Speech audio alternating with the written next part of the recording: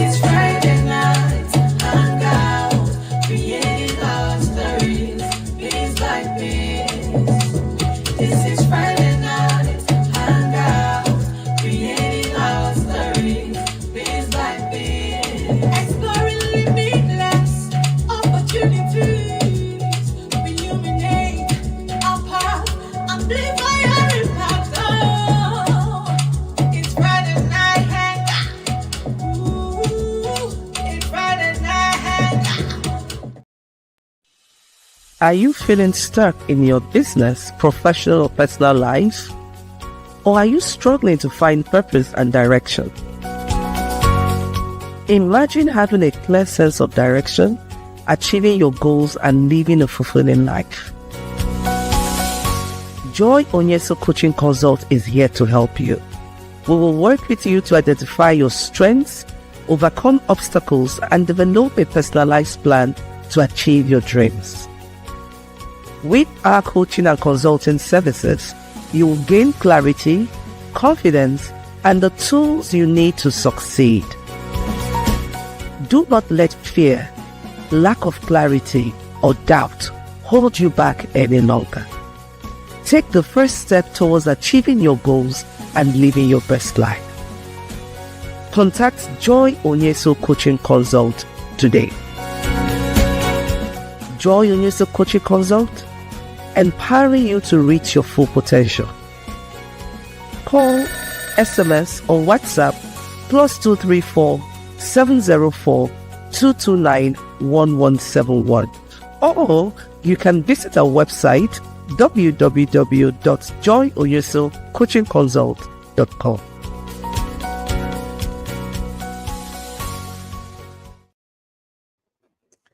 Hello, welcome to another episode of Friday Night Hangout. My name is Joy Onyesoh, and I'm super excited to welcome you to this exciting time that we're going to have together today. So this is our season 20, episode 226, and today we are talking about building professional relationships, networking, and collaboration. So if you're here and you know you are a professional in any field, then you want to stay in and listen to this. Even if you're not a professional, right? You want to learn the value and impact of networking and collaboration. So this it is for you. Now, you know what I'm happy tonight is we have a very special guest in the house. But just before I bring her in, you know, I always love to know how your week has been. So tell me, use the TGIF, hashtag TGIF in the comment section. Tell me where you're joining in from and let me know how this week has treated you. Friday night is when we hang out. And this is just the beginning of, you know, stepping back, smelling the roses, and just getting to do you. So please join me in welcoming my amazing sister, a beautiful, wonderful personality. Her candor is really so enchanting. Barrister Doris Okoro. Welcome, my dear sister. Wow. I'm so excited to be here. I'm so excited. I remember the first time I was a guest in Friday Hangout so many years back. And today, just looking at it, I'm looking at 220 something episodes. Wow. This is what consistency is all about. Thank you so much, Professor Joy. Thank you for having me in this amazing program today. I'm super excited to host you. I know how difficult it has been getting a hold of you and bring you on this show today. And for those of you who do not know her, I will give her time to explain herself and then she will delve into the conversation. But you know, before she goes into explaining herself and then responding to the first question, I want to tell you why I brought her in today. And when the conversation is going on, you will understand the value she brings to the table. Very recently, her school, Evergreen School, had I think I'll call it a graduation ceremony, yeah? And I was invited. I was really excited. I was impressed. I'm not going to spill all the beans now. We're going to get to that question and you would understand why you need to listen to her. So if you need to get anything done, please get it done quickly. Get out your note-taking material, your notes, because nugget you're going to be leaving this room with tonight. So please, Barrister Doris Okoro, can we get to meet you? Okay, thank you so much, my dearest sister. Like you've already said, my name is Barrister Doris Chinedokoro, and I'm a teacher. I love to say that again and again and again, that I am a teacher. Yes, I was trained, or I am trained to be a lawyer, but I think I've been called to teach. I've been trained to be a lawyer, but I've been called to teach. So I teach, and it's been such fulfilling journey teaching. So I am the CEO Evergreen Group of School, and I'm the convener Southeast Educators Conference. And of course, in a nutshell, Evergreen School is a school in Enugu. And in the group, we have other schools. Their names are not Evergreen, but they are all part of the group. And Southeast Educators Conference is a conference we do yearly to bring together educators in the Southeast. And these days it's beyond the Southeast. So just say it's a conference for educators all around the world. I think that's just about it. But please, in the whole introduction, do not miss out that I am a teacher. And I get this name that I love, and I always like to share people to know I am the teacher's teacher. I love to teach teachers, so I get that name, I guess, from people, but I'm loving it so much. So I probably tell people I am the teacher's teacher. Thank you so much. Teacher. Yes. I love that. So when anywhere you see her, just call her. You don't even, if you forget her name, just say teacher's teacher. Say who Teacher's teacher. she would know that you do know her. So thank you once Yes. more. We're going to have a conversation in two segments. The first segment, we're Okay. going to be looking at building and maintaining professional relationships. And then the second segment, we're going to be looking at effective networking and collaboration, because these are very two key aspects of the conversation tonight. I know we never have enough time to do justice to the conversations, but we'll try and get it done. So the first one is we often talk about professional relationships, right? So what are the key elements of building strong professional relationships from your own experience? Thank you so much, Professor George, because he said from your own experience. Anything I'm going to be discussing today will be from my experience, from my sector, from my space as an educator. So in this space, to build professional relationship, honestly, I think what we need is all relationship you're building, especially professional relationship, lies on respect, relies on consistency. Let me just take the stakeholders that I interact with daily. Your parents need to be respected. They need to feel that they are respected and they're heard. And whatever you're offering your stakeholders, be it parents, be it staff, be it the children, it should be consistent. You should consistently offer quality. We offer education as services. We should also consistently offer quality education. Of course, if you want to have strong professional relationship, your community, your space, your partners should be able to see and say and testify. I mean, it's the same thing. It has been consistent all the way. And I mean, I'm respected in this school. I'm heard in this school. Yes, I'm a staff, but I'm heard. Yes, I'm a staff, but I'm respected. Yes, I'm a parent, but they respect me and I'm heard. I think that's really what we need in our space to build strong professional relationships.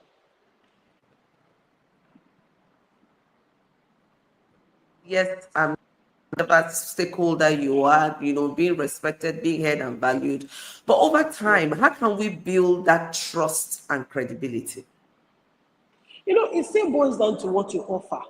It still boils down to what you offer. It still boils down to, when you offer quality. For example, I still have to take example from my space.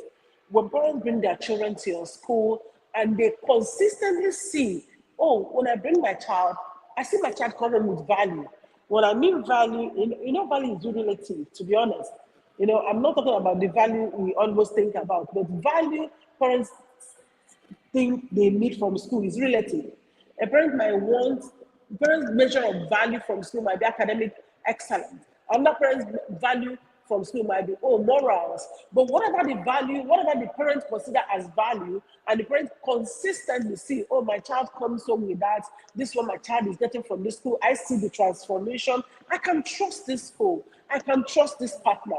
Because in our space, you are partnering with parents, you are partnering with teachers, all of us are partners in the same goal. What's the goal? The learner, the children, to give them the best. So everybody's bringing something on the table for us to get the best. So even in that relationship, the only trust is that, oh, this is what I'm doing. And I can see, other partners can see that you are delivering on promise.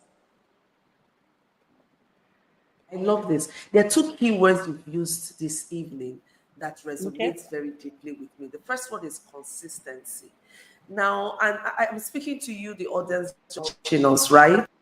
When we speak about consistency, we're talking about you showing up no matter what, you engaging in what you believe in no matter what. You don't have any excuse to deviate.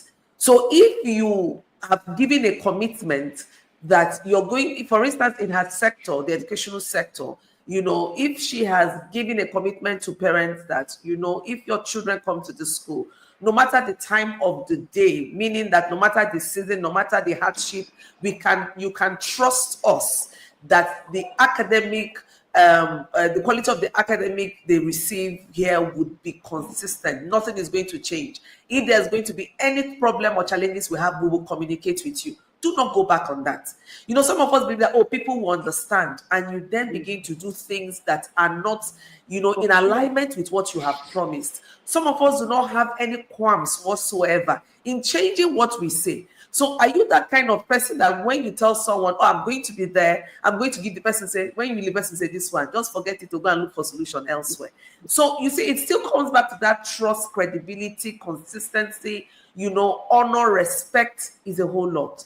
So if you're watching us tonight, I want you, because some of the things we do here is we want you to start looking inwards. Change starts from us first before we can replicate it. So from you, how consistent are you? How much do you respect the value you bring on the table and the perspective other people bring on the table as well? So that's very key. Now, before we conclude this first segment and move into the second segment, we've talked about a number of things, but I want to just reflect on strategies for long term. Now, if one is a professional and you're thinking about long-term strategies to keep you relevant in your network, what do you need to be doing? So I'm just starting off and I'm a professional. I want to grow. I want to expand my network. What strategy would you advise that I put in place to enable that I remain relevant within that network? Professor Joy, I honestly, once you throw these questions to me, I start looking for answers around me. I start like every answer I'm giving you is just around me, around my space. So asking this question, okay, what strategy should I use to make sure I keep delivering, to make sure that I keep, I keep my relationship. I just have one word for that: innovation. You might want to ask why, because honestly, in this space, you're doing well. You're a good school. You're consistently delivering on promise. The funny thing is that the only thing that can shake you is how dynamic things are happening every day. What is happening in the sector? Because you actually can be working so hard to remain consistent, working so hard to keep delivering on your promise, but the sector is so dynamic and you're not innovative enough to match what is happening. Just like planting and turning away. So in this sector, for you, the strategy you need to have, build and have it around you is strategy of making sure you're watching. It's like watching astronomers, astronomers, I don't know what they're called, but it's like the way they watch. It's just the way they watch the weather, the way they try to tell you, oh, it's gonna rain tomorrow. You, in this education space, need to watch. You need to know what is the trend, what is happening, what is going to happen next. Just let me give you an example for this question, maybe to help all our audience to understand it. Right now, textbooks have gone off the shelf. Yeah. Like in well-developed societies, you don't see textbooks on the shelf. You go to bookshop, you don't see textbooks. You know why? Every text is now like an app. You buy app and you go to your class, use your smartphone, open the app up, and you're teaching. So what you see now in on shelves, in bookshops, in well-developed world, what you see are practice papers. Practice papers. So it's assumed that you've done the work. You just want to buy practice papers to like keep practicing. Now you have watched it. You see, it's already here, and you're waiting to embrace technology. You're waiting to find what can I do to start running and racing so that I make sure I'm not relegated to the background. So I make sure I still maintain my relationship. So I make sure I still giving value. So that's why I say you need to be innovative. It's one major strategy for you to maintain this relationship. You need to be innovative. They need your partners need to trust you to, oh, we are right on time. Oh, we're doing the right thing. Your teachers, for example, in our space, your teachers need to know we're open our game. We're getting trained by the day for the latest innovation, the latest technology in learning and teaching. We're getting trained, and parents are seeing that yes, this is the latest. In a global world like the one we now operate in, parents are also aware. They're not Yeah. ignorant of what is happening in the sector. They're also aware. Yeah. So you being very innovative is a show of building that trust with them. You see them trusting, oh, we know the latest in technology. We know, we're sure this our partner will do it and all that. That's what I think. Thank you so much. Thank you so much. This is so exciting. So if you're an entrepreneur, it's also for you. You can't be running a business and you're just focused internally. You're not lifting up your head to see what is happening around you and your ecosystem. Yeah. Every business is operating within an ecosystem. How well versed are you within that ecosystem you're operating in? Well, in the vocal world, now we've added technology. And technology is changing the way we do business. It's changing the way we engage. It's changing the way we show up. So if you're not leveraging, then you're missing out. And now this is for you as well. So your clients, your stakeholders, they are also watching, like Barrister Doris said, and they are also learning. So you need to up your game. What are you bringing to the table that your clients will feel you have the solution and I can pay you to get that solution, right? Yeah. This is not the time to offer fluffy stuff. Business as usual would not work. That's why you have to be innovative. You now have to be dynamic, right? You have to be steps ahead, so that you're not swept away by by technology. And that brings me to segment 2, where we'll be looking at networking and collaboration. Now, the truth is you can't do everything yourself. When you were talking much earlier, you were talking about partnerships, right? And I'm interested in that. So in terms of leveraging networks and, the currency of collaboration, how can we do this while also, we've talked about technology, while also leveraging technology as well? How can we remain innovative, leveraging on social media platforms and networks and collaborations? How can we do that? Okay, Prof. We've said 3 things here now. You talked about social media platform, networking, and collaboration. And I just hope I'll be able to meet them together. So I'm so interested whenever I hear the word collaboration. I am so interested because I can tell you, I tried it and it works. It works. But let me start with networking and social media. In our space, if you're not networking, you can't survive. If you're not meeting people daily, intentionally, you have to. Because one thing I've realized, if you do not come out, you rot in ignorance, no matter what you think you do, and if you do not come out. And it's so shocking and so surprising that the places you will not expect them are the places that will correct you.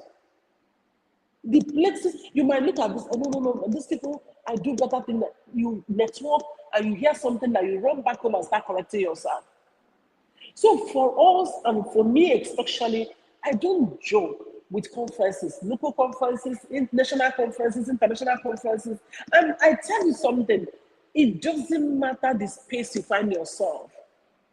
Education, oil and gas, any space you find yourself, every conference, every gathering that is, gathering of intelligence and yes, of course, intelligent and well-meaning people who are interested in push themselves forward. As long as you enter there and network with people, you find new ideas, you see new perspectives, you see how you can do things that you ordinarily will not believe you'll find there. So I don't joke with such places anywhere. Sometimes personally, I just surf the net looking for, oh, where's the next conference? I can afford this one. Let me go. I'll meet people. I'll meet people. It's from you, Prof, that I always hear this.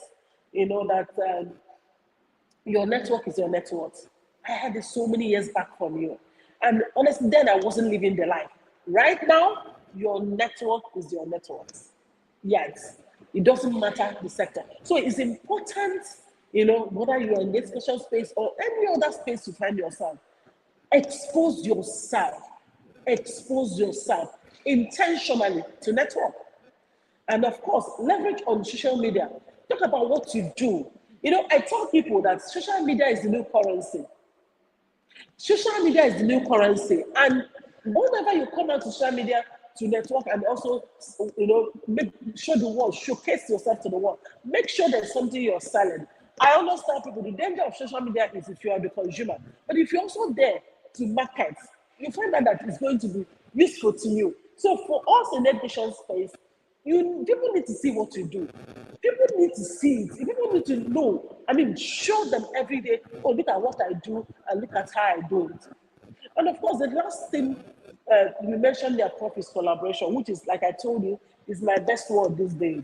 And I keep asking myself, why did our parents not expose us to that? And I realized it's because of the kind of education we were given. We were given education that made us cover our books. When you're writing an exam, you cover your books. When you're writing simple text in class, you're covering your book with your hand. So that's never exposed us to concept of collaboration.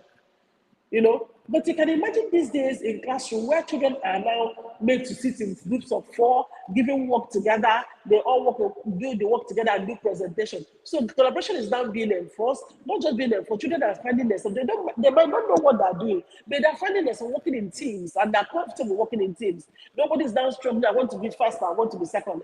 Children are not comfortable working in teams. Now, for those of us who are not opportune to be trained like that, we still struggle with collaboration. But if you understand today that collaboration is the new competition, maybe you will get some deliverance, yes. Understand today that collaboration is the new competition.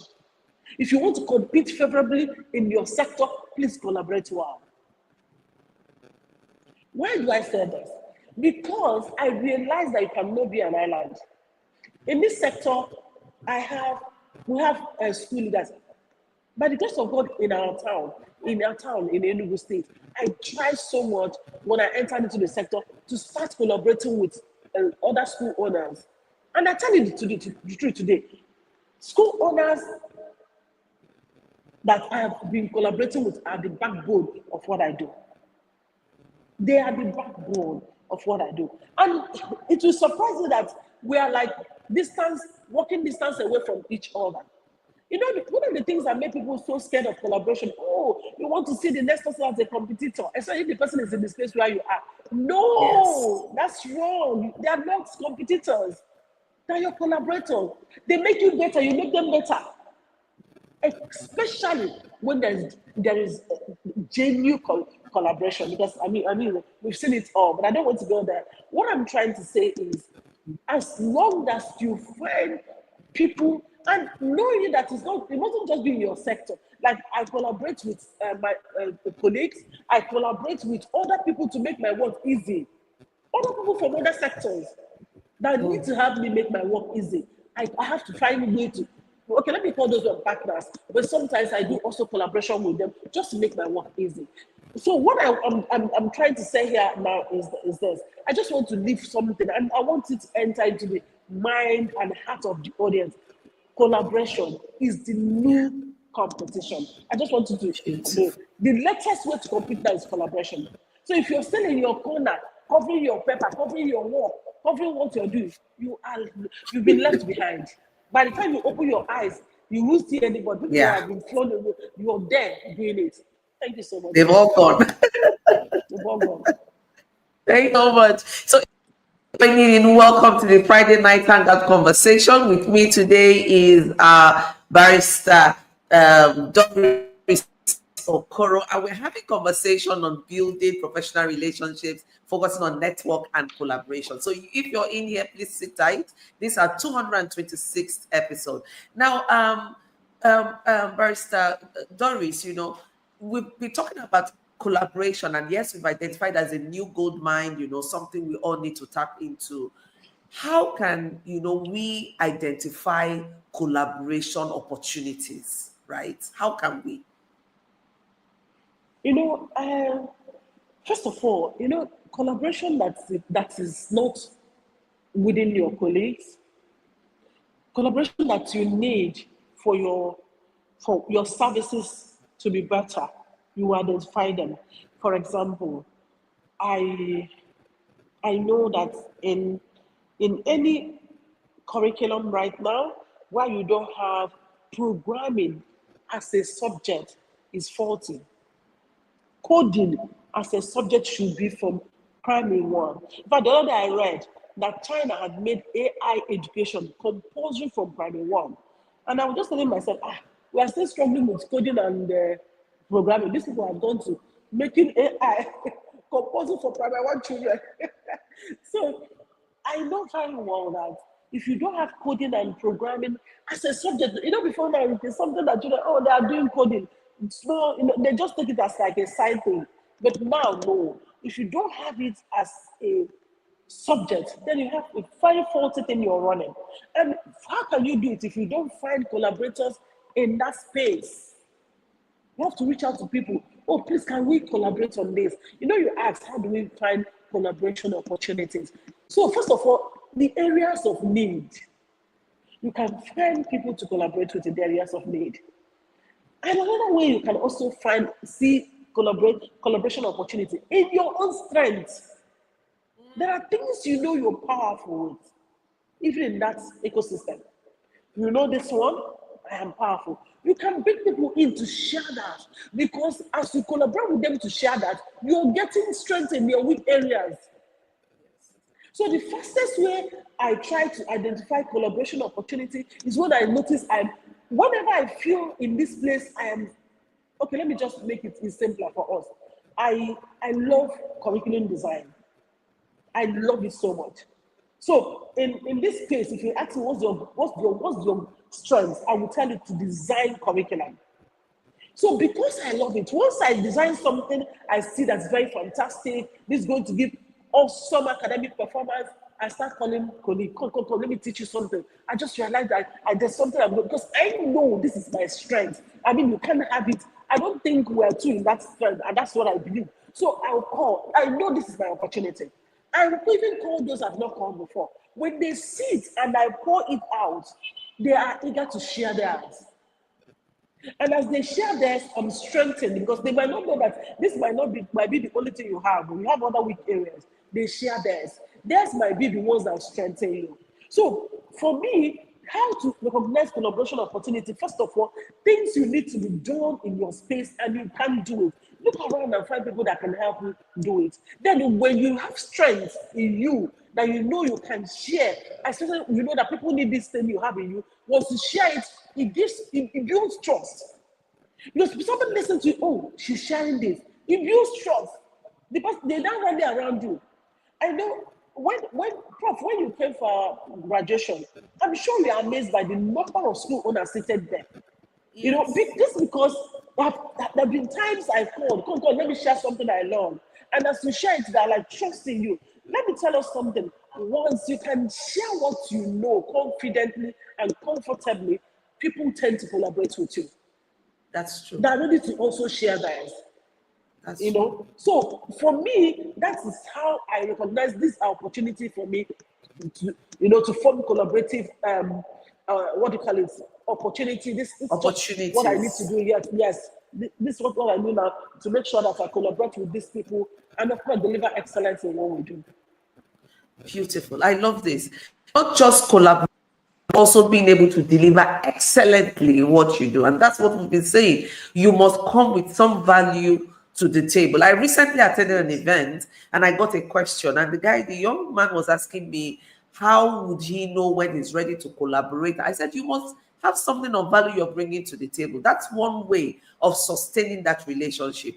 Any relationship that is not mutually beneficial, would not would it will find difficult to sustain it for a long time. Whoever it is that is always bringing out or giving will get tired. But God has Yes. placed something in your hand. There is something of value that you have. Barrister Doris says there must be something you have as a strength. You can collaborate leveraging that. So this for us is just even beyond professional conversation. If you're an entrepreneur, you want to really listen to this again and take one or two nuggets out of this that you can work with. And before I ask Barrister Doris to give us our final word as we wrap up, because we're running short of time, I want to introduce this book to those of you who haven't seen this book. And that is the Power Woman book, right? It talks about Power Woman, principles and strategies for increasing your circle of influence. This is so important. It has 8 chapters, and all of this chapter, in fact, in one of the chapter here, we talked about, that's chapter 4, we talked about Power Woman. The P, what does it stand for? The O, WER. So if you're here and you want to understand how to stay focused, how to understand what your unique value proposition is as a business, or your personal value proposition, or understanding what your values are, then you want to quickly grab this book. We're going to put a link in the comment section where you can click on and get this book, and it's not expensive at all. You may have one or two people you want to give this out to. I tell you, this is a mindset transformer. You can't read this book and not have a shift. Honestly, if you want to have a shift, you need to grab a copy of this book. This book will definitely create a shift. Even as the author, from time to time, I pick up this book and I read it again. That's the beauty of books, right? They're timeless. And so you can't go wrong with the Power Woman book. So I encourage you, even if you have teenagers, a young girl, you have someone in the university, you have an entrepreneur who is starting off, or even who is already set in his ways, and you want to bless that person, please grab a copy or copies and give to the person. The person will thank you. These are things you gift that the person would forever remember you, that started that journey of shift or change in their life. So you don't want to miss getting this, right? Now, I will come back to my sister, Barrister Doris. Like, what will be your final word as we wrap up tonight? Okay. Okay, my dear sister. When you said you're going to come back to me, final word, I just kept thinking. And what just kept in my head is this thing you said. I explained it, but you summarized it when you said you must bring some kind of value on the table. You must bring it. So I just told myself, listen, for collaboration to work, because sometimes people really ask me, how come you're able to get all these school owners? How come you're able to get all these colleagues in the industry? And you people really do things and come together, and people see that even years. Now I sit and think I know. What happened was I consistently have brought things on the table. Consistently. And it's not something you're bringing. You're now doing your checking if the other person is it bringing. No, you're genuinely consistently bringing things on the table.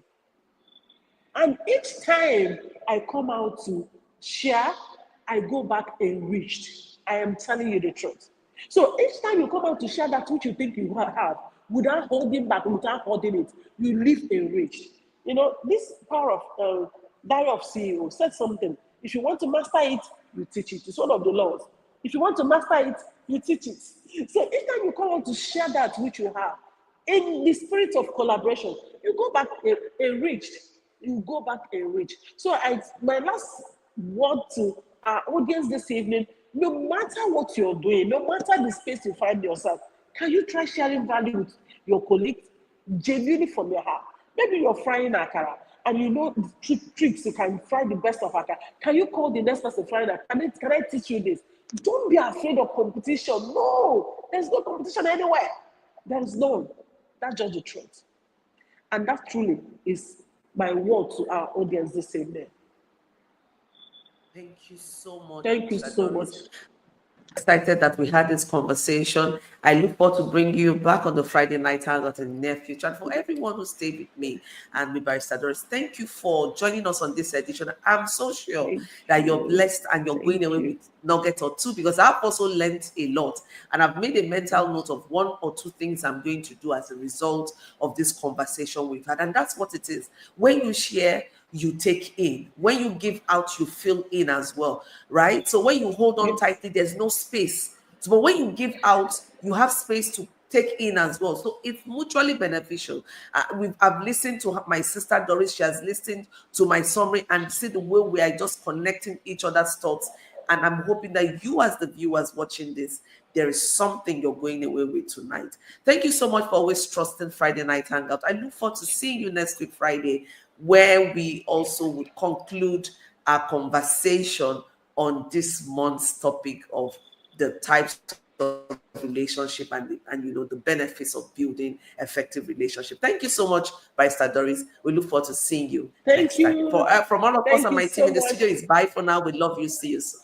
Bye. Welcome to our She Speaks Masterclass on sustaining momentum, strategies for long-term impact. Are you a visionary and ambitious woman ready to scale your business and grow your impact? I am Joy Onyesoh, and I invite you to unlock your full potential by attending this 2-hour virtual masterclass. In this class, you will discover the secrets to sustaining growth, empowerment, and success in your business. We'll cover the fundamentals of business development, building a sustainable structure, and accessing resources for growth. By joining this masterclass, you'll gain clarity on business development principles to drive growth and success, a sustainable structure to support long-term expansion and momentum, resources for growth to fuel your business expansion, and a strong personal brand to attract opportunities and impact. That's not all. You'll walk away with a clear plan to sustain momentum in your business, strategies to overcome obstacles and stay focused, and a supportive community of like-minded women holding you accountable, and of course, practical tools to drive long-term impact and success. So, register now for our Sustaining Momentum Masterclass happening on the 30th of August 2025, and take the first step towards achieving long-term success and impact.